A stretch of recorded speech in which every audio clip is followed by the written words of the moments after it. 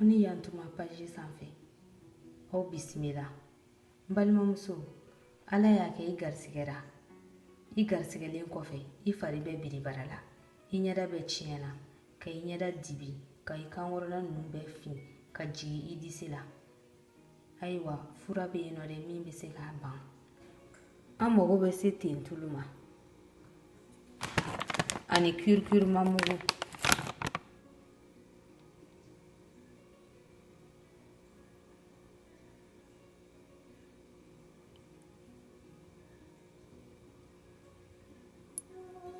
I bɛ kirikirima mugu dɔɔni ta sisan, i b'o k'a la.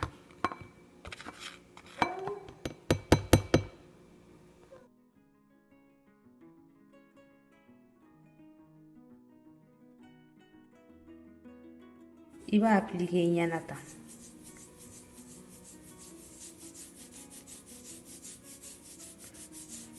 N'a sɔrɔla i pereselen don, i b'a fɛ tasi ninnu ka bɔ i ɲɛna joona yɛrɛ de, i bɛ nemurukumuni ta, i b'o k'a la.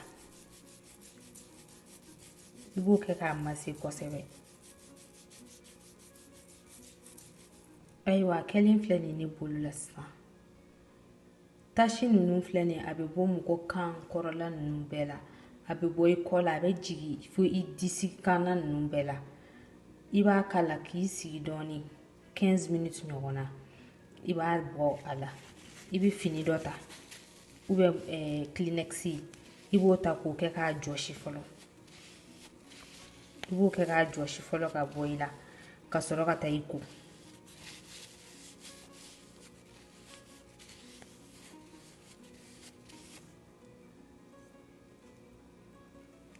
Pour que i ka résultat ɲuman sɔrɔ, i b'a kɛ i ɲɛ na siɲɛ 3 semaine kɔnɔna na, k'a sɔrɔ hali i ma jigin fɔlɔ.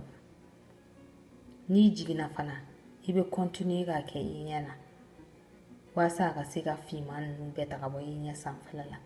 Hali ni garisigɛ ko tɛ, i bɛ se ka continuer ka nin gommage utiliser. A ka ɲi mɔgɔ fari ma kojugu. Aw k'an bɛn don wɛrɛ, k'aw ni hɛrɛ bɛn. N'a sɔrɔ i abonné tɛ page in na, i abonné page la walasa i ka ko wɛrɛw ye.